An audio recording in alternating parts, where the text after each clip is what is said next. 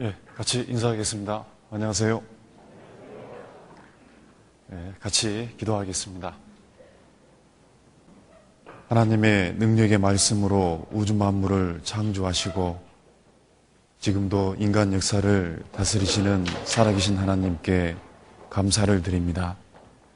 저희들 인생 가운데 하나님을 만날 수 있도록 말씀 앞으로 인도해 주시고 그리스도 예수님의 피로 우리의 모든 죄 영원히 용서해 주시고 천국에 갈 수 있도록 확실한 소망을 주신 것 감사를 드립니다.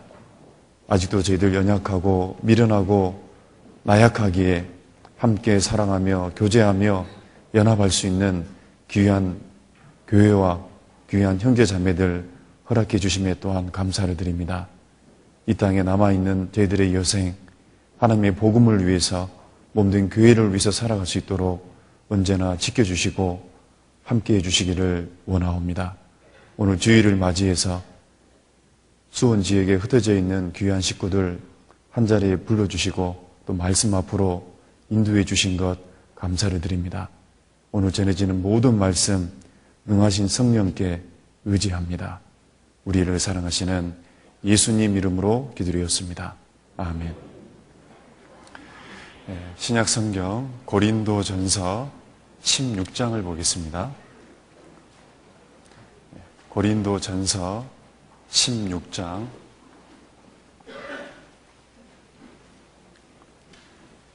신약 성경 고린도전서 16장 14절 말씀입니다.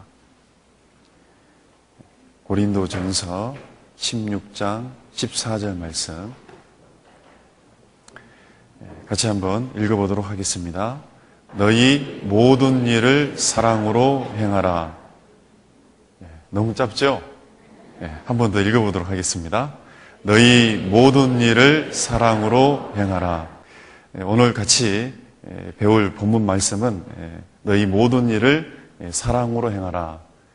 본문 말씀이자 오늘 주제입니다. 모든 일을 사랑으로 행하라. 간단한 말씀인 것 같은데 이 말씀을 우리 마음에 잘 새겨서 우리가 하는 일마다 모든 것을 사랑으로 행한다면 아마 신앙생활에 여러 가지 유익이 되고 많은 것을 깨달을 수 있는 기회가 되겠다라고 생각이 듭니다. 우리가 신앙생활을 계속 말씀을 통해서 배우고 있잖아요. 신앙생활은 여러 가지 정의가 있습니다만은 하나님과 동행하는 삶이다 이렇게 얘기할 수 있습니다. 하나님이 우리를 구원하신 목적도 결국은 천국에서 영원히 함께 살기 위한 거잖아요. 그래서 하나님이 우리를 구원해 주시고 천국에 가기까지 이 땅에 또한 함께 동행하는 삶, 그것이 신앙생활이다라고 얘기를 할 수 있습니다. 혹시 어떤 사람들과 동행해 본 적 있는가요? 친구랑 함께 동행한다든지 또 직장 동료와 동행을 한다든지 가장 중요한 동행이 있다면 남편과 아내가 한평생 동행하는 거다라고 얘기할 수 있습니다. 이 동행을 할 때 필요한 조건이 있다면 서로 상대방과 마음이 맞아야 될까요? 안 맞아야 될까요? 어떤 사람과 함께 하려면요 맞아야 됩니다. 마음이 다르면 함께 동행하기가 어렵죠. 세상에서는 마음이 맞아야 되고 손발이 맞아야지 일도 할 수 있다 이렇게 얘기를 합니다. 마찬가지로 하나님과 정말 우리가 올바르게 동행하는 삶을 살려면 하나님과 맞아야 됩니다. 문제는 그 하나님이 어떤 분이냐, 실은 이것을 배우고 있는 겁니다. 하나님과 올바른 동행을 하기 위해서 말씀을 통해 하나님이 어떤 분인지 우리가 알아가고 그 하나님에 대해서 배운 만큼 우리가 하나님께 맞춰가는 것, 그게 신앙생활이다라고 얘기할 수 있겠죠. 하나님은 성경을 살펴보면 거룩하신 분이잖아요. 그러니까 하나님이 거룩하기 때문에 그 거룩하신 하나님과 동행하려면 우리 삶이 성결하고 깨끗해야 됩니다. 우리 삶이 만약에 성결하지 못하고 불의가 있고 깨끗하지 못하다면 그 거룩하신 하나님과 정상적으로 동행하기가 어렵겠죠. 또 하나님은요 오래 참는 분이잖아요. 그러니까 반드시 하나님과 우리가 동행하려면 신앙생활에 오래 참아야 될 일이 있을까요, 없을까요? 있겠죠. 그래서 반드시 우리 삶 가운데 오랫동안 참고 기다려야 되고 인내해야 될 문제가 여러분 있는 겁니다. 내가 정말 어떤 기도의 제목을 위해서 그 기도가 이루어지기를 위해서 오랫동안 내가 기다리고 참고 있다면 그것은 오래 참으신 하나님과 내가 함께 마음을 가지고 있다라고 얘기할 수 있습니다. 또 하나님은요, 성경에 하나님을 표현할 때 하나님은 한마디로 뭐라고 표현합니까? 하나님은 눈치가 좀 빠른 분은 오늘 본문 말씀에 사랑이란 말이 나오잖아요. 하나님은 사랑이다. 하나님을 가장 정확하게 표현하는 말씀 중에 한 가지가 하나님은 사랑 그 자체이다 라고 얘기할 수 있습니다. 자, 사랑 자체이신 그 하나님과 우리가 동행하기 위해서는 우리의 모든 일을 뭘로 행해야 될까요? 사랑으로 해야 된다라고 얘기할 수 있습니다. 그래서 사도 바울이 너희 모든 일을 사랑으로 해야 된다. 왜냐하면 하나님이 사랑 그 자체이기 때문에 우리가 하는 모든 일을 사랑으로 했을 때 그 사랑 대신 하나님과 우리가 정상적으로 동행을 할 수 있다라고 얘기할 수 있습니다. 여기서 생각해 볼 게 뭐냐면 모든 일이 뭐냐 그 얘기입니다. 모든 일.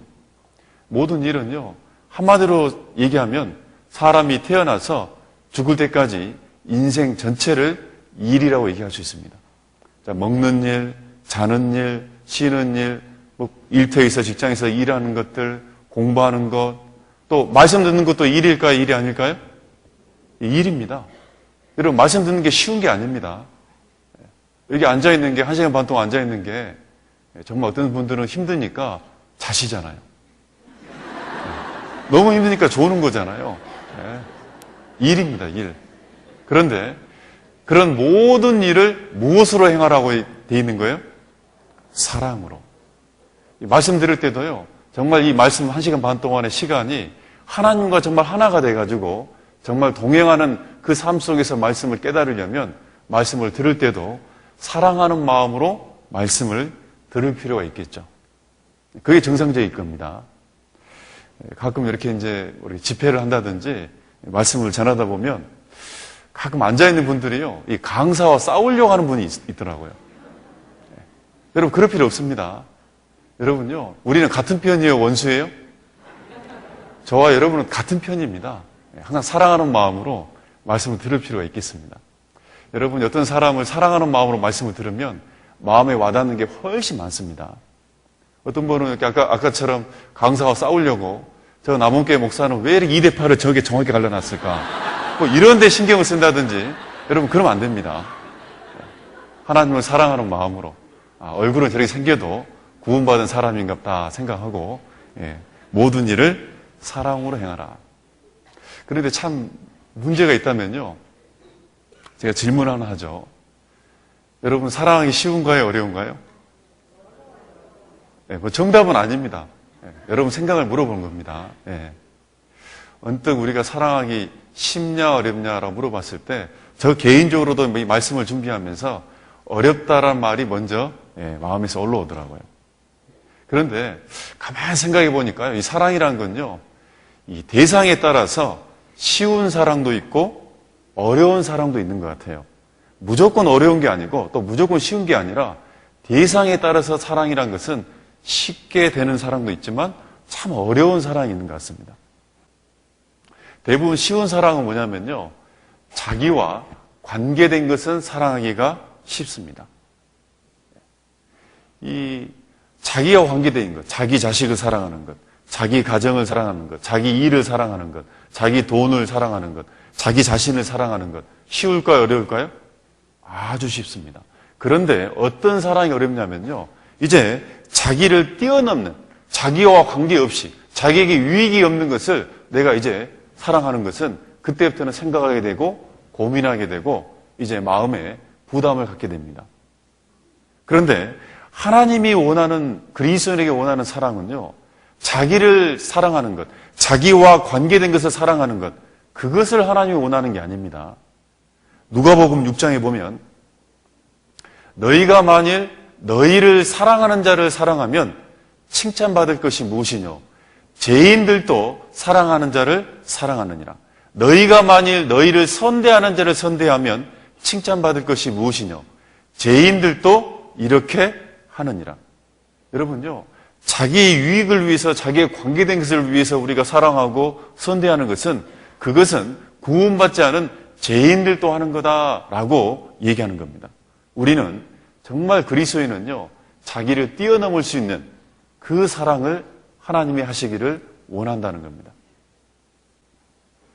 우리가 가지고 있는 죄성으로 가지고 있는 그 사랑은 부족합니다.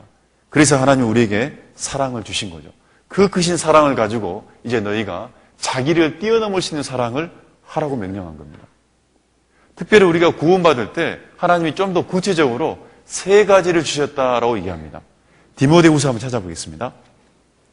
디모데후서 1장.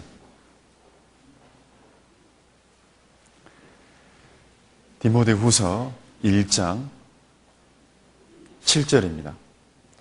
디모데후서 1장 7절.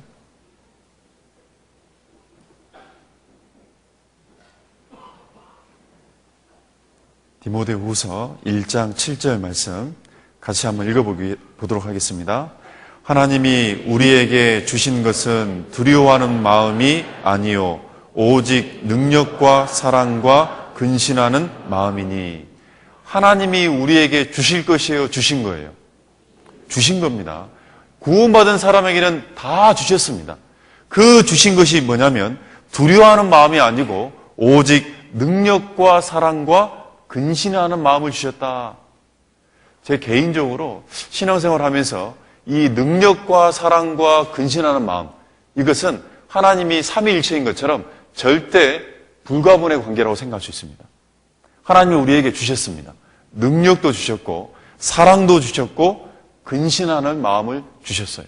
하나님이 주셨기 때문에 그 사랑을 가지고 이제 자기를 뛰어넘을 수 있는 너희 모든 일을 사랑으로 행하라라고 말씀하신 겁니다. 사도 바울이 왜 하필이면 모든 일을 사랑으로 행하라라고 얘기했을까요? 우리가 일을 할 때는요, 일하는 여러 가지 수단이 있죠. 어떤 장비를 가지고 할 수도 있고, 머리를 써가지고 할 수도 있고, 돈으로 일을 할 수도 있는 거고, 힘으로도 일을 할 수 있는 거고, 몸으로도 일을 할 수 있는데, 이 사도 바울이 다른 모든 수단을 딱 다 저버리고 한 가지로 얘기하는 겁니다. 일을 할 때는 사랑으로 행하라고. 왜 그럴까요? 그 이유는 간단하죠. 아그서 8장 6절에 보면 사랑은 죽음과 같이 강하고 라고 되어 있습니다. 사랑이 가장 큰 힘을 발휘하기 때문에 우리가 일을 할 때 사랑으로 행하라 라고 얘기하는 겁니다.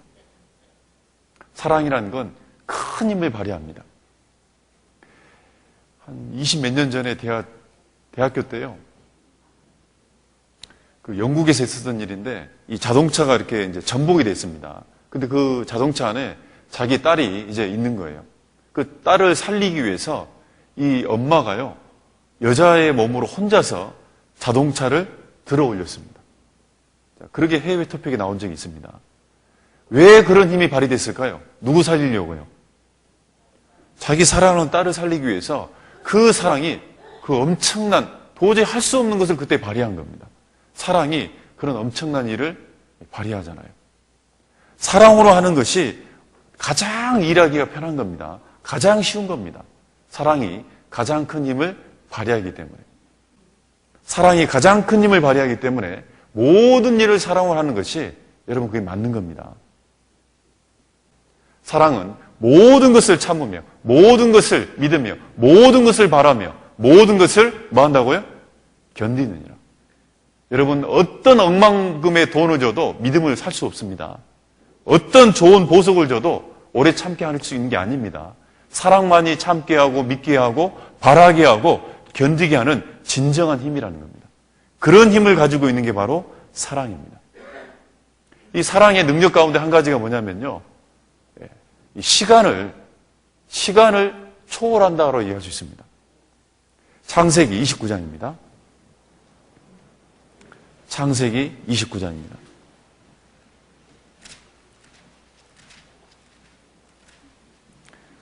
창세기 29장 20절입니다.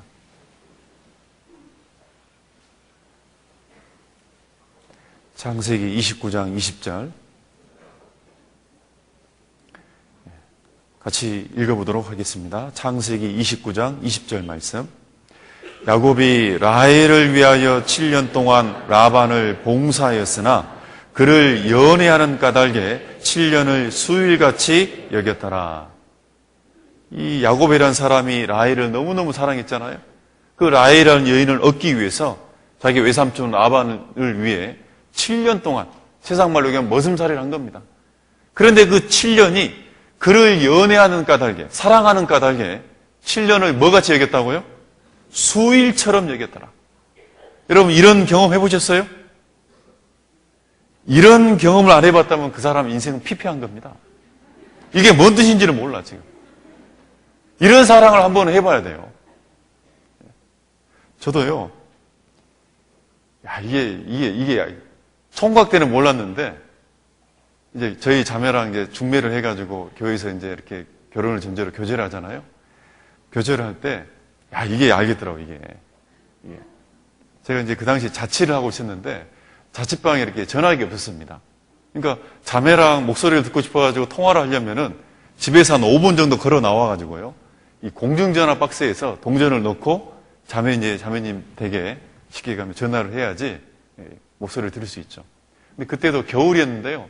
그 추운 겨울에 추리닝 바람으로 이제 자매의 목소리를 듣고 싶어가지고 겨울에 밤에 이제 내려온 겁니다. 내려와가지고 공중전화 하려 했더니 하필이면 공중전화 박스가요. 유리창이 깨져 있어요. 찬바람이 얼마나 들어오는지 몰라요. 그런데 지금 그때 제 기억으로요. 어느 정도 오랫동안 통화를 했냐면 한 30분을 통화한 것 같아요. 몇 분이라고요? 30분. 어떻게 일을 할 수 있죠? 대단한 거잖아요. 누구에 대한 사랑 때문에요. 그 자매에 대한 사랑 때문에. 그런데 문제는 30분을 통화했는데 너무 아쉽고 너무 빨리 지나간 거예요. 이해되세요? 여러분 이해 못하면 여러분 인생이 안 좋은 겁니다. 그런 거 있잖아요. 정말 사랑은요. 너무 시간을 7년을 수일처럼 이겼다. 얼마나 대단한 능력입니까? 우리가 어떤 사랑하는 사람과 함께하면 그 시간이 너무 빨리 지나가요. 그런데 만약에 이 엘리베이터에 탔는데 뭔가 그냥 무서운 사람이 함께 둘이 딱 타 있으면 이 몇 층 올라가는 게 빨리 지나갈까요? 늦게 지나갈까요? 어색하죠. 뭔가 어색하고 부담스럽고 그런 겁니다. 다윗이라는 사람이 참 대단한 분이잖아요. 그 다윗이 자기 인생을 쭉 돌아봤어요. 자기가 목동 생활할 때 양을 지키기 위해서 사자와 싸우고 곰과 이리와 싸우고 그리고 어느 날 골리앗을 하나님의 이름으로 나아가서 골리앗을 쳐부시고 그리고 사울왕의 장수가 돼가지고 많은 적군에 뛰어들어서 용맹하게 전쟁에 승리하고 또 왕이 됐고 한 번의 실수로 자기의 처와 첩들이 정말 낮에 겁간을 당하고 자식이 배반하고 자식이 또 자기 왜 죽고 신하가 배반하고 그런 인생의 엄청난 많은 우여곡절을 다 다윗이 경험합니다. 그런데 그 많은 어려움들을 다윗이 뭐라고 얘기했냐면 내 앞에 있는 담을 내가 뛰어넘었다. 그 모든 고통과 어려움과 역경을 다윗이 다 뛰어넘었다는 겁니다. 그 뛰어넘을 수 있게 한 힘이 뭐냐 그예요. 시편 18편입니다. 시편 18편. 시편 18편 29절. 시편 18편 29절. 같이 한번 읽어보겠습니다. 내가 주를 의뢰하고 적군에 달리며 내 하나님을 의지하고 담을 뛰어넘나이다. 다윗 앞에 있었던 인생의 많은 어려움의 담들. 가끔 우리는 뭐 산이 있다 그러잖아요. 산 넘어 산이라고요. 그 어려운 산과 담들을 다 다윗이 뛰어넘었거든요. 용맹스럽게. 결국은 다 견디고 승리했습니다. 그 승리한 이유를 1절에 얘기하고 있습니다. 1절. 1절은 제가 한번 읽어보겠습니다. 시편 18편 1절. 나의 힘이 되신 여호와여 내가 주를 뭐하나이다? 이게 답입니다. 나의 이 모든 담들을 뛰어넘을 수 있는 그 능력, 그 힘, 나의 힘이 되신 여호와여 내가 주를 사랑하나이다. 주님을 그 사랑하는 마음이 주님이 허락하신 모든 고난과 역경과 징계까지도 다 뛰어넘었다 그 얘기입니다. 사랑은 그런 능력을 발휘합니다. 사랑의 능력 중에 가장 큰 능력이 뭐냐면 바로 하나님이 우리를 이처럼 사랑하신 겁니다. 하나님이 세상을 이처럼 사랑해서 하나님의 누구를 우리에게 내어줬습니까? 독생자. 독생자 예수님을 우리를 위해서 내어주셨잖아요. 그 예수님을 통해서 우리가 구원을 받은 겁니다. 하나님이 우리를 사랑하지 않았다면 우리가 구원을 얻을 수가 없죠. 사랑이 구원을 이룬 일을 하신 거잖아요. 얼마나 사랑했냐면 독생 하나밖에 없는 아들을 나를 위해서, 우리 모두를 위해서 내어주셨다는 겁니다. 얼마나 그 사랑이 큽니까? 저도 이 결혼을 해가지고요, 아기가 안 생겼습니다. 아기가 8년 동안 결혼했는데 안 생겼는데, 이제 뭐 저도 이제 몸이 조금 아기를 낳을 수 없는, 얼굴은 상남자인데 조금 뭔가 좀 약간 불임이 될 만한 그런 대들이 안에 있었습니다. 그런데 하나님이 8년 만에 하나님이 딸을 주셨어요. 딸이 태어났는데 저를 닮았어요. 남들은 다 공부를 많이 시켜야 되겠다고 하더라고요. 저는 그 말을 처음에 뭔 말인지 몰랐습니다. 우리 아이가 똑똑하게 보이니까 공부를 시켜야 된다고 지나가는 목사님들이나 형제자매들이 막 그렇게 해서 우리 딸이 똑똑한갑다 했더니 그게 아니라 얼굴이 지금 망가져 있기 때문에 공부라도 잘하지 않겠냐 뭐 이런 의미인 것 같아요. 근데 제가 볼 때는 저희 딸이 너무너무 사랑스러운 거예요. 어렵게도 얻었지만 너무너무 사랑스러운 겁니다. 그러다가 딸을 낳은 이후에 방금 요한복음 3장 16절 말씀, 하나님이 세상을 이처럼 사랑하사 독생자를 주셨으니 이는 저를 믿는 자마다 멸망치 않고 영생을 얻게 하려심이라. 어느 날 딸이 태어난 이후에 이 말씀이 내게 다르게 느껴졌어요. 하나님이 하나밖에 없는 독생자 예수님을 우리를 위해서 내줬다. 그럼 만약에 제 딸을, 내가 어떤 것을 구원을 위해서 내 딸을 많이 내어준다. 너는 그렇게 할 수 있는 거냐? 저는 대답이요, 바로 나오더라고요. 못합니다. 만약에 어떤 상황이 되고 제 딸이 많이 죽게 된다면 제가 대신 죽고 말지 딸을 내어줄 수는 없어요. 그런데 하나님은 독생자이신 예수님을 우리를 위해서 내줬다. 이 사랑이란 건 그래서 이처럼이라고 표현했는가 봐요. 표현이 안 되는 겁니다. 그런 큰 사랑이 있었기 때문에 세상 모든 사람의 죄를 담당하시고 예수님이 십자가에 돌아가심으로 그 은혜를 깨달은 모든 사람이 영원한 천국에 갈 수 있도록 하나님이 원하는 모든 사람이 영원히 함께 살 수 있는, 천국에서 살 수 있는 그 길을 이루신 거잖아요. 사랑이 없었다면 우리가 어떻게 구원받았겠습니까? 사랑은 그런 힘을, 그런 엄청난 구원의 일을 이루신 겁니다. 사랑이 바로 그런 힘을 가지고 있습니다. 특별히 이 사랑은 이런 특징이 또 있는 것 같아요. 사랑은요, 이 끌어당기는 힘이 있습니다. 무슨 힘이 있다고요? 끌어당기는 힘이 있습니다. 저희 자매랑 이제 결혼 전에 교제를 했다고 그랬잖아요. 그런데 같은 부서에서 봉사를 했습니다. 이 교회학교 고등부에서, 광주교회 고등부에서 봉사했는데 교사 체육대회가 있는데 청팀과 백팀을 나누는데 제가 어느 팀 가고 싶겠습니까? 네? 자, 교사 체육대회를 하는데 어느 팀 가고 싶겠어요, 제가요? 청팀, 백팀 필요 없습니다, 저한테는. 자매가 있는 팀으로 가면 됩니다, 저는.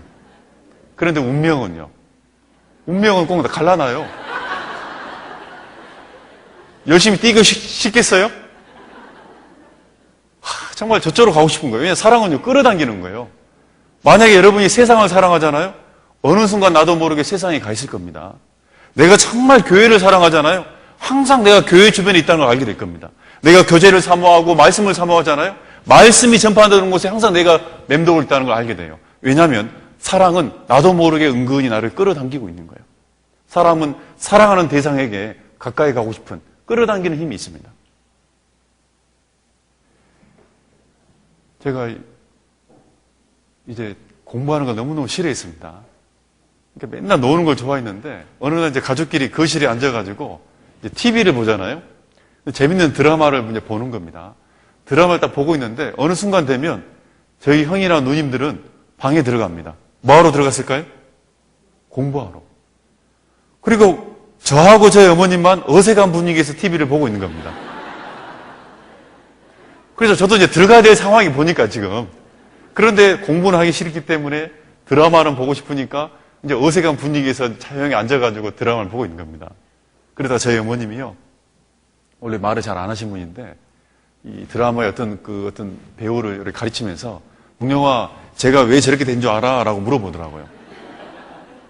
그래서 제가, 우리 어머님이 드디어 나한테 교육적인 대화를 이제 시도하는갑다 생각하고, 어머니 왜 그런데요? 그랬더니, 너처럼 공부 못해가지고 저리 됐어. 보니까 저놈이 깡패에 보니까 말썽 피우고, 지금 뭐 하라는 얘기예요, 저보고? 그래서 제가 이 사춘기 때 굉장히 집에 있기가 너무 주눅이 들어가지고요. 제가 가출을 했잖아요.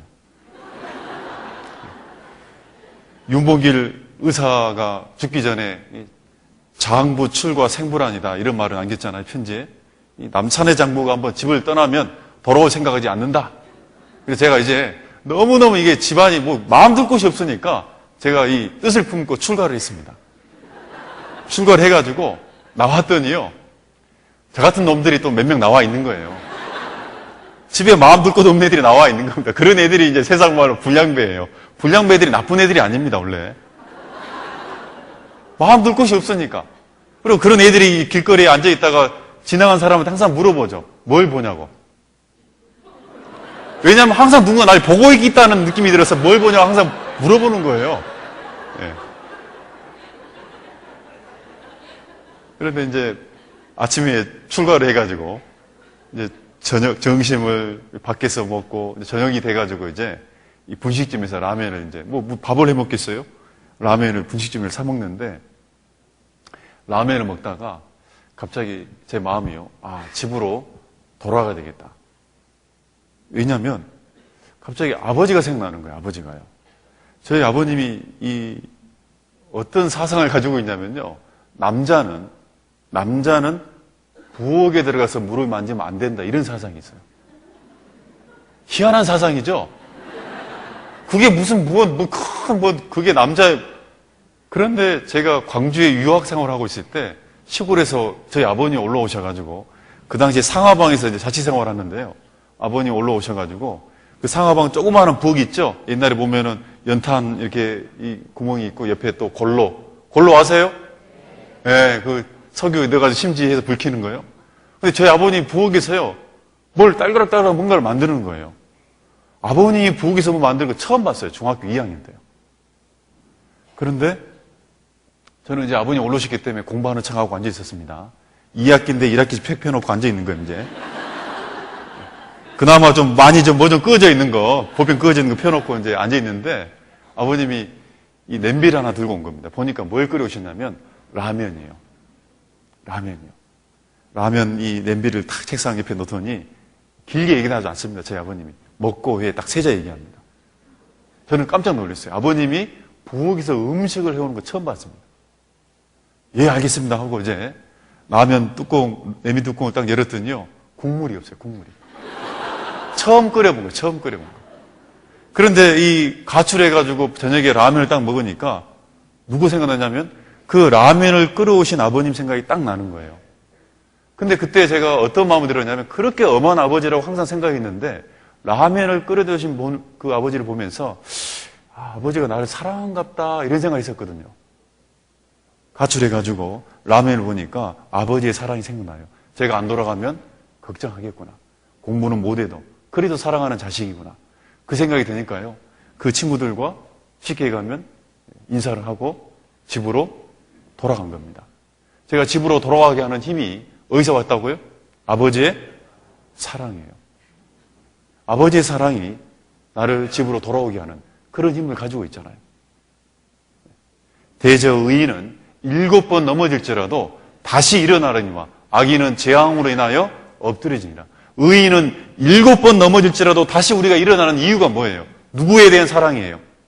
그 주님에 대한 사랑 때문에 내가 교회 가운데 때리는 상처를 받더라도 마음으로는 육신적으로는 다시는 나 교제 안 나와야 되겠다. 이런 마음이 품더라도 그 주님의 사랑이 그래도 교회 가야지. 그래도 말씀을 들어야지. 그래도 기도해야지. 그래도 전도해야지. 다시 우리를 일어나게 하고 다시 돌아오게 하잖아요. 사랑이 그런 힘을 발휘합니다. 사랑은요, 끌어당기는 힘이 있습니다. 제가 이 광주교회에서 86년도에 구원을 받았는데, 구원을 딱 받았는데요. 그날 주일날 이제 아침에 이 복음 생활 말씀을 하고 갈라 했더니 이제 오후에 보니까 그 당시 모두의 교제였던 것 같아요. 모두의 교제를 하면서 이제 어떤 이제 지금의 장로님이 이제 사회를 보시는데요. 어제 구원받은 사람 손 들어보라는 겁니다. 그래서 제가 뒤에 앉아 있다가 이제 학생 때니까 이렇게 손을 들었습니다. 그랬더니 나오라는 거예요. 나왔더니요. 소개를 하고 간증을 하라는 겁니다. 어떻게 구원받았는지. 제가 성격이 중증 A형이거든요. 너무나도 내성적입니다, 제가. 남의 앞에 뭐 이렇게 그렇게 많은 사람 앞에 제가 서본 적이 처음이에요. 너무 떨리는데 나와서 소개하고 간증을 하라는 겁니다. 나왔는데 너무너무 떨어가지고요. 제 이름을 소개하다가 울어버렸어요. 너무너무 창피해. 너무너무 창피해. 그래도 이제 뭐라도 간증을 해야 되기 때문에 눈물을 삼키고 이제 다시 마음을 딱 다잡은 다음에 딱 하려 했더니 그 사회 보시는 장로님이 들어가라 하더라고요. 이게 너무너무 여러분 창피해 안 창피해요? 이게 뭐냐 도대체 이게 뭐냐. 그래서 뒤에 앉아가지고 이제 예의상 나갈 수는 없고요. 진짜 이 교제가 끝나기를 바랬습니다. 그리고 이제 끝나자마자 가장 1번으로 나왔습니다. 나와가지고 제 마음에 내가 죽으면 죽었지 다시는 교제 나간다 안 나간다?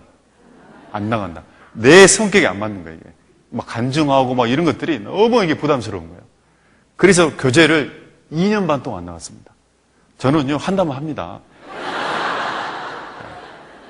대신 어디만 나갔냐면요 수요 말씀, 주일 말씀에 간증 안 시키죠? 안 시키니까. 그런데 징계할까요? 징계 안 할까요? 징계하죠. 하나님이요. 그때 제가 생각하기로 징계를 2년 반 동안 많은 징계를 받았어요. 근데 결국은 제가 2년 반 만에 하나님 앞에 손을 들고 내가 또 창피함을 당하더라도 교제를 가야 되겠다. 그 마지막 징계가 뭐냐면요. 그날도 이제 아침에 버스를 타가지고 그 8시에 이제 그 당시 학생의 교제가 있는데요. 그 광주교회 옆에 보면 무등도서관이라고 시립도서관이 있습니다. 도서관에 가가지고 11시까지 저는 공부하고 11시에 나오는 것이 제 일상이었어요. 그런데 그날도 차를 탔는데 내가 오늘 교제를 갈 거냐 도서관을 갈 거냐 갈등한 겁니다. 근데 항상 마음은 교제를 가야 되는데 마음 먹었다가 안 돼. 또 가가지고 너 소개하고 간증하라 할 때 또 울면 어떻게 될 거냐. 안 된다. 이게 2번 죽는 일이다. 그래서 도서관 가는 걸로 마음 먹고 이제 버스에서 내리다가 어떤 일이 벌어졌냐. 늦게 내리다가요. 버스 문에 목이 꼈어요. 그 짧은 순간에 이게 목이 탁 이게 되는데요. 참 희한한 건 뭐냐면요. 이 속에서 어떤 다른 사람이 나한테 한마디 하더라고요. 너 그럴 줄 알았다. 왜? 교제 안 나가려고 마음먹었었거든요. 그리고 이게 열렸는데요. 너무 아파가지고 숨이 안 쉬지더라고요. 숨이요. 그리고 이제 내리려 했더니 운전수 아저씨가 문을 닫고 출발합니다. 자, 한 코스를 그 문 앞에 서 있는데 안에 있는 사람들이 저를 볼까요? 바깥을 볼까요? 이거는 간증할 때 창피한 것보다 더 창피해요. 목이 끼었을 때 밖에 있는 사람하고 눈이 마주쳐 봐요.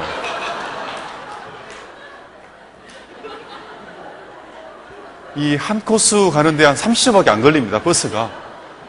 30초가 얼마나 시간이 안 가든지요.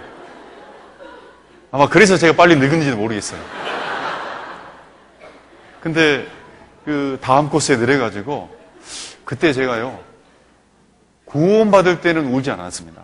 구원받을 때는 정말 세례 요한이 얘기한 것처럼 보라 세상 죄를 지고 가는 하나님의 어린 양이로다. 어린 아이예요. 그 말씀을 딱 들을 때 야, 하나님이 예수님이 내 죄도 갖고 왔구나. 왜? 세상 죄를 지고 왔기 때문에. 그래서 나름 천국 가겠구나라고 너무너무 즐거워했습니다. 구원받을 때는. 그런데 그날은요. 버스에서 내려가지고 정류장에 딱 서 있었는데요. 눈물이 나오더라고요. 아파서 눈물이 아니라 진짜 하나님이 날 사랑한가 보다. 나는 공부도 못하고 말씀도 많이 피우고 뭐 주님 앞에 굳이 덕이 될 만한 사람이 아닌데 왜 이렇게 근실히 하나님이 나를 징계하실까? 왜 그렇게 교제를 가라고 그럴까? 나한테 무슨 기대할 게 뭐가 있다고? 진짜 하나님이 나를 사랑하기는 사랑한가 보다. 그 생각이 들더라고요. 눈물이 나오더라고요. 그리고 이제 하나님 내가 지금 당장 그렇게 나를 사랑하고 나를 그렇게 사랑한다면 제가 교제를 가겠습니다. 그날부로 교제를 간 거예요. 제가 제 성격상요, 실은 저도 이 앞에서 말씀하는 스타일이 원래 아닙니다. 제일 힘든 직업이 뭐냐면 목사예요. 그런데 그런 것들, 자기 성격 이런 거 다 부인하고요. 하나님을 위해서 살아갈 수 있는 힘이 어디서 나왔냐? 하나님의 사랑이에요. 그 사랑이 우리를 끌어당기고 그 사랑이 우리를 돌아오게 하고 그 사랑이 우리를 다시 7번 넘어질지라도 다시 일어나게 하는 힘. 그게 그리스도의 사랑의 힘이잖아요. 아까 서두에 사랑이 쉽습니까? 어렵습니까? 라고 얘기했을 때 뭐라고 먼저 대답이 나오던가요? 어렵다. 그 얘기가 나왔다는 겁니다. 왜 우리는 먼저 그런 생각이 들까요? 그런 엄청난 힘을 발휘할 수 있는 사랑을 받았는데 우리는 왜 사랑하기가 어렵다는 말이 먼저 나오냐 그 얘기예요. 그 이유는요. 그 크신 사랑을 받았는데도 불구하고 그 사랑은 식는다는 게 문제예요. 어떻게 된다고요? 사랑이 식어요. 사랑이 없어지진 않습니다. 사랑이 식어버립니다. 사랑이 식어버리면 아무것도 할 수 없는 사람이 됩니다.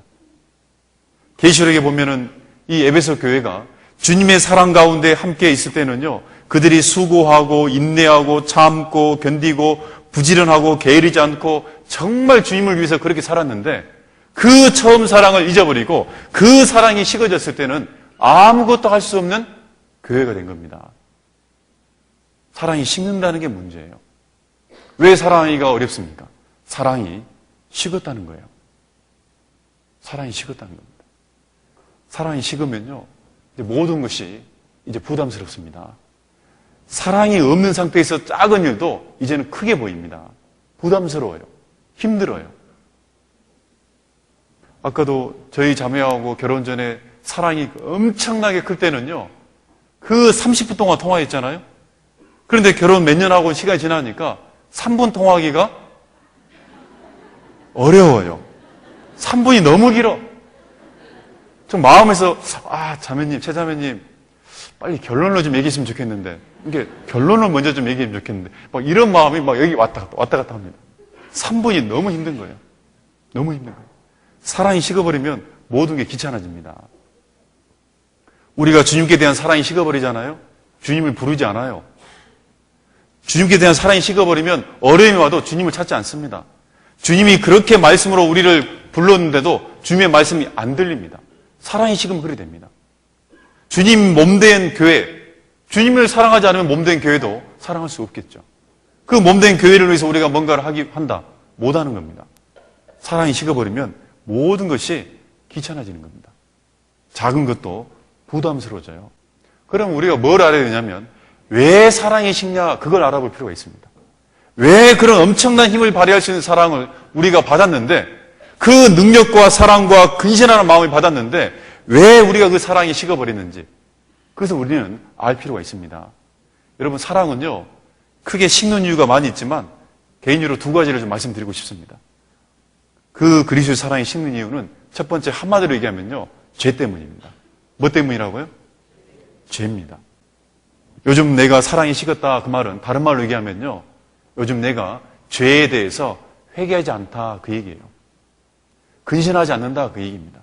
매일매일 내가 하루를 정말 철저하게 자기를 돌아보고 근신하고 잘못된 것을 뉘우치고 돌이키는 그 근신하는 마음이 여러분 삶 속에 안 나타나기 때문에 그 죄가 사랑을 식게 만든 겁니다. 기도 생활이 부족하다 그 얘기예요. 기도 생활이 부족하기 때문에 죄를 그대로 가지고 있는 거잖아요. 어제의 죄, 일주일 전의 죄, 한 달 전의 죄, 1년 동안 몇 년 동안 반복되는 죄, 그 죄를 가지고 있기 때문에 더 이상 사랑이 더 이상 불타오르지 않습니다. 근신하는 마음을 줬습니다. 그 근신한 마음을 통해서 사랑이 식지 않도록 유지하는 겁니다. 그 사랑이 유지돼야지 밖으로 뭐가 나오겠어요? 능력을 발휘해요. 하나님이 우리에게 주신 것은 두려워하는 마음이 아니고 오직 능력과 사랑과 근신하는 마음이 그 근신한 마음이 필요하다는 겁니다. 왜? 죄가 사랑을 식게 하기 때문에. 우리를 돌아봐야 됩니다. 주님께 대한 사랑이 식는 이유, 근신하는 생활이 부족하다라고 얘기할 수 있습니다. 그리고요, 이 사랑은 왜 식냐면, 두 번째, 사랑은요, 사랑하지 않으면 사랑은 식어요. 사랑은 하면 할수록 커져요. 그런데 사랑은 하지 않으면 식는 겁니다. 동네에 보면은 샘물이 있잖아요, 샘물을 계속 퍼줘야지 무슨 물이 계속 공급돼요? 새로운 물이 공급되죠? 그 퍼내지 않으면요, 그대로 썩어버립니다. 사랑이란 건 하지 않으면 식어버립니다. 하면 할수록 사랑은 커지는 거예요. 제가 이 대학교 1학년 올라와서요, 이제 이렇게 교회학교 교사 봉사를 했거든요. 그런데 이 중고등부 교사 봉사를 하는데 정말 이 교사는 아이들을 사랑하는 마음으로 이 아이들을 쉽게 가르치고 사랑으로 이렇게 해야 된다. 사랑의 교사가 돼야 된다. 뭐 이런 이제 타이틀이 있었습니다. 저도 이제 우리 아이들을, 제게 맡겨진 아이들을 정말 부모가 자식을 사랑하는 마음으로, 목자가 양떼를 위해서 사랑하는 마음으로 그렇게 해야 되겠다 마음이 먹는데, 이 아이들이 사랑스럽지가 않아요. 사랑이 안 가, 사랑이. 사랑 안 하고 싶어요. 교사 모임을 하는데 중학생인데도 불구하고 얘들이 기도 시간에 눈을 뜬다는 겁니다. 저는 그 말을 듣고 깜짝 놀랐어요. 어떻게 하나님 앞에 기도하는 시간에 눈을 뜬단 말이냐. 에이, 그런 게 어딨냐고. 그런데 그 말을 듣고 나서 혹시나 우리 아이들이 기도에 눈을 뜰까. 그래서 제가 기도하다가 혹시나 하고 눈을 한번 딱 떠봤어요. 떴더니 저를 보고 있는 거예요. 사랑이 가요, 안 가요? 맨날 말씀 듣는 거 별로 안 좋아하지, 장난치지, 맨날 딴짓하지, 맨날 그런 얘들, 그런 상황을 보니까 사랑이 안 가요. 아니, 사랑하라는데 사랑이 안 가. 답답하더라고요. 그러다가 어떤 말씀에 제 마음에 걸렸어요. 어떤 말씀이냐, 이 말씀입니다. 요한일서 5장입니다. 요한일서 5장.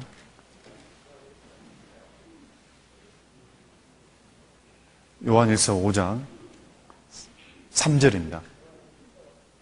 요한일서 5장 3절. 같이 한번 읽어보겠습니다. 하나님을 사랑하는 것은 이것이니 우리가 그의 계명들을 지키는 것이라. 그의 계명들은 무거운 것이 아니로다. 자, 사랑하는 것이 무겁다, 무겁지 않다.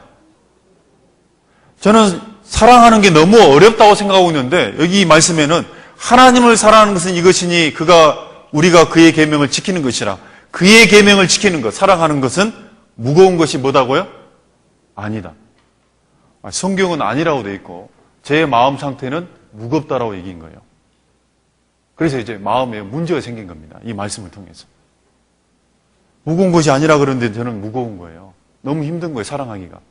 얘들 보면은 사랑이 먼저 든 게 아니라 그냥 어떤 때는 꿀밤을 탁한데 이렇게 주고 싶으면 그런 마음이 먼저 올라와요. 사랑이 안 가요. 그래서 이제 어떤 생각이 들었냐면 내가 뭔가 이상이 있는가 봐, 내가. 무거운 것이 아니라 그랬는데 왜 나는 무거울까? 내가 뭔가 비정상인 것 같다라고 생각이 드니까 이제 마음 신앙에 문제가 생긴 겁니다. 그래서 이제 하나님 앞에 정말 하나님, 혹시 내가 구원을 안 받아가지고 그 사랑할 수 있는 힘이 없다면 저를 구원을 확신하게 해달라고. 그런 것까지 문제가 생겼습니다. 근데 아무리 생각해봐도 구원받은 게 확실해요. 근데 왜 나는 이렇게 사랑하는 게 어려울까? 무겁다라고 여겨질까? 이 답을 이제 풀어보려고 기도를 오랫동안 했습니다. 근데 결국은요, 답을 어디서 풀었냐면 1년 반 뒤에 이제 이 군대를 간 겁니다. 죄송합니다. 군대 얘기해서 죄송합니다. 네. 이 군인들이 제일 좋아하는 과자가 뭔지 아세요? 네? 네, 자매님들 건빵이라 그러는데 군대 안 갔다 온 겁니다. 건빵이 뭐가 맛있어요? 건빵이 얼마나 먹기 힘든 건데 뻑뻑해가지고 뭐 단맛도 없고요. 네? 뭘 제일 좋아하냐면요, 초코파이입니다.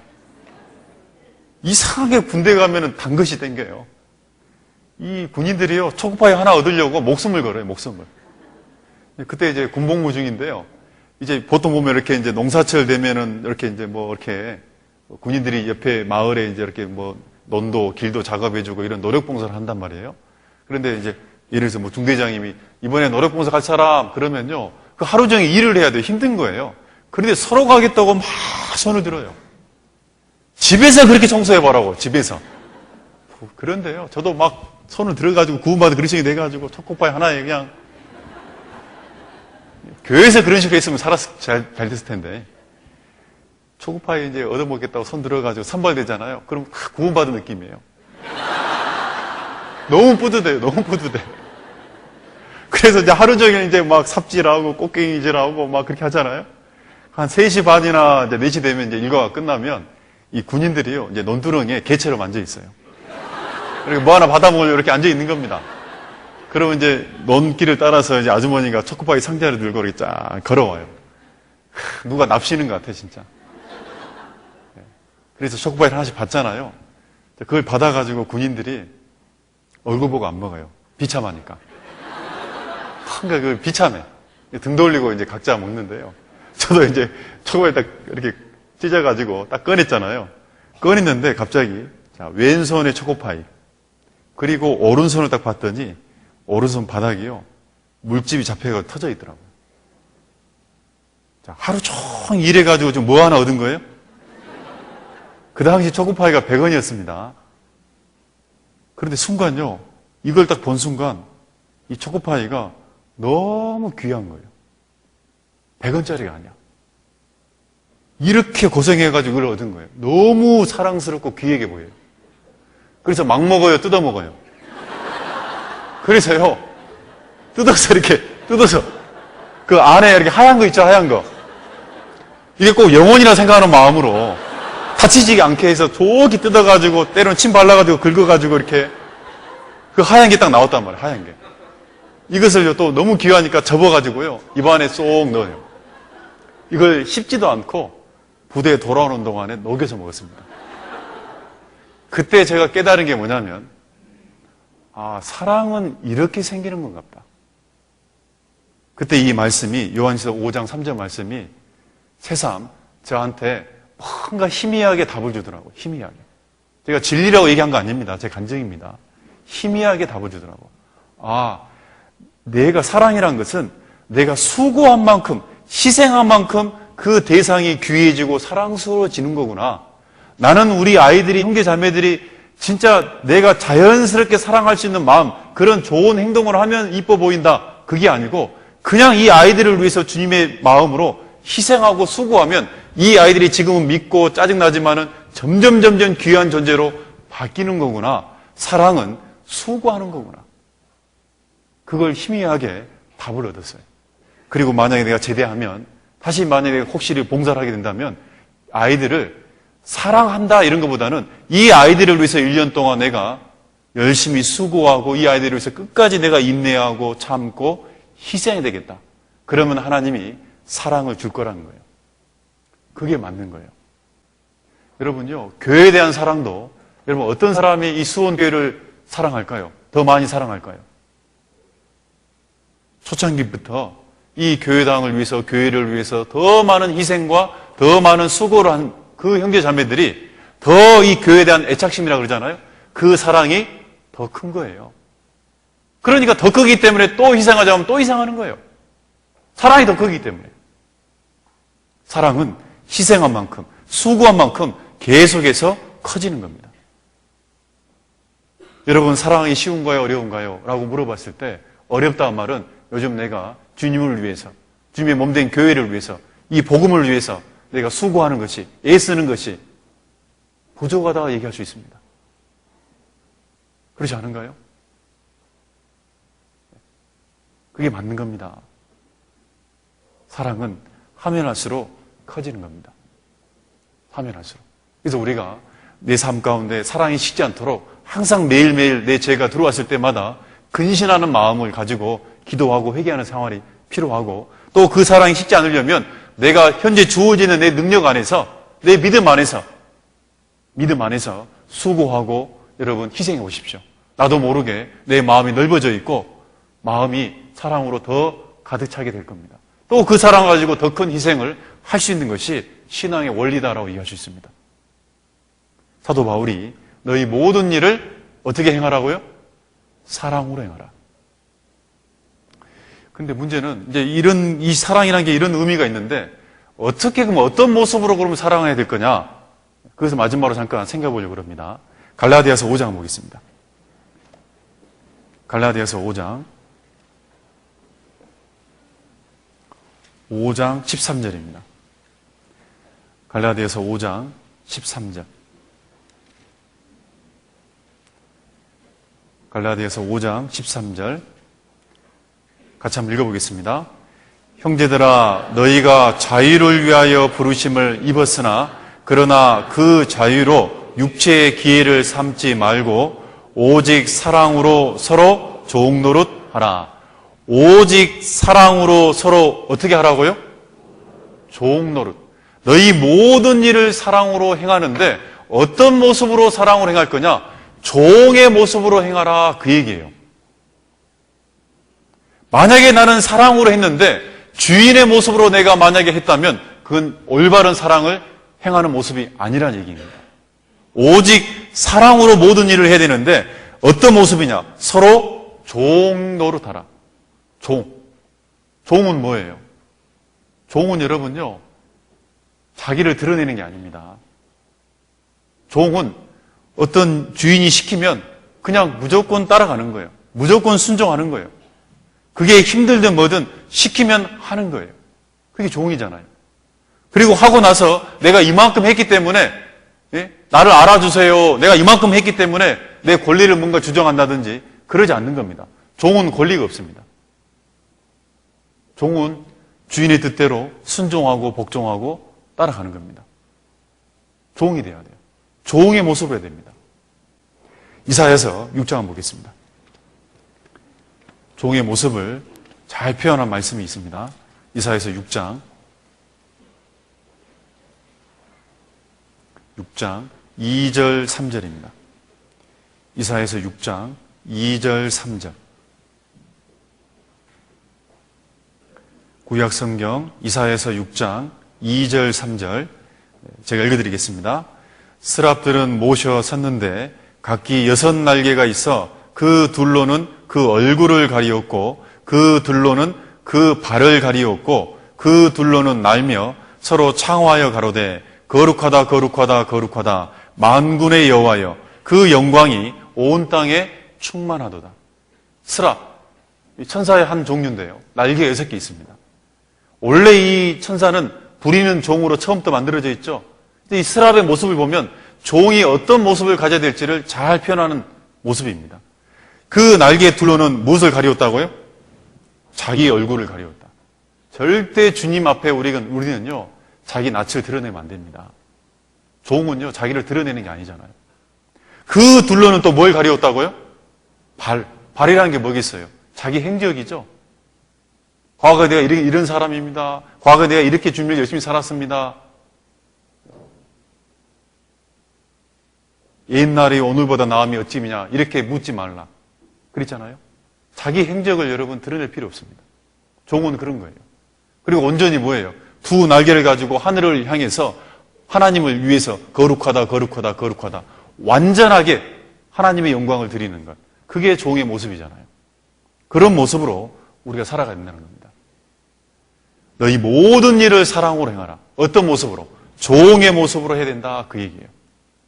이 사도 바울이 참 위대한 이유가 많은 이유가 있지만은 그 사도 바울이 그 삶 자체가 주님께 부름받으신 이후에 죽을 때까지 어떤 모습으로 살았을까요? 종의 모습이죠. 사도들이 자기를 표현할 때 항상 예수 그리스도의 종 누구, 예수 그리스도의 종 누구, 항상 종으로 자기를 표현했잖아요. 그 종의 모습으로 하나님을 섬기고 교회를 섬기고 말씀을 위해서 복음을 위해서 희생한 거잖아요. 그렇게 살았기 때문에 위대한 겁니다. 그 종이 되기 위해서 우리는 죄인의 본성은요, 항상 자기가 주인 되려고 하는 마음이 있습니다. 그렇지 않는가요? 자기가 항상 주인이라고 생각하니까 1번이라고 생각하기 때문에 그래서 항상 누굴 먼저 사랑해요? 죄인의 본성은 자기를 먼저 사랑합니다. 하나님은요, 하나님을 먼저 사랑하고 그리고 교회를 사랑하고 남의 영혼을 위해서 사랑해야 되는데 그럼 자기를 죽여야죠. 자기를 그리 죽여야 됩니다. 사도 바울이 너희에 대한 나의 자랑을 두고 단언하노니 나는 날마다 어떻게 된다고요? 죽노라. 사도 바울은 날마다 자기가 1등 하려고 하는 그 자기를 죽였기 때문에 종의 모습으로 자기가 위치를 지키고 살아갔다라고 얘기할 수 있습니다. 날마다 자기를 죽여야 돼요. 날마다 죽이지 않으면 어느 날 내가 주인되어 있는 게 분명합니다. 주인되기 때문에 주인은 희생하는 사람이 아닙니다. 주인은 수고하지 않습니다. 그러니까 수고와 희생이 없는 거예요. 사랑이 없는 거예요. 그래서 사랑이 없기 때문에요. 계속해서 뭐만 있겠어요? 법만 남아있어요. 법만. 지시하고 책망하고 훈계하고 그 가운데서 그렇게 주인처럼 할 수 있다는 겁니다. 날마다 자기를 죽여야 됩니다. 그게 필요합니다. 제가 이런 노래가 있는데요. 하루에도 수십 번씩 나를 죽이며 살아간다. 교만을 죽이고 윗선을 죽이고 욕심을 죽이고 원망을 죽이고 분노를 죽이고. 이런 노래 들어보셨어요?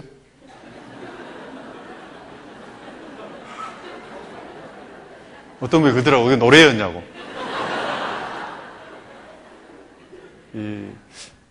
제가 이제 얼굴은 이렇게 생겨도 시를 참 좋아합니다.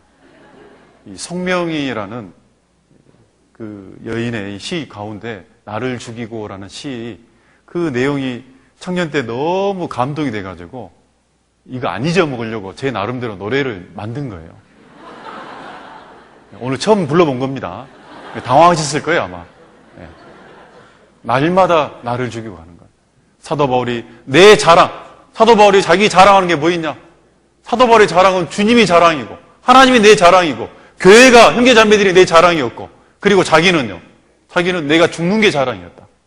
얼마나 멋있습니까? 자기가 죽는 게 자랑이래요. 날마다 내가 죽는 게 자랑이다. 그래야지 하나님 앞에 종의 모습으로 모든 일을 사랑으로 행할 수 있습니다. 우리도 그렇게 행했으면 좋겠다 싶습니다.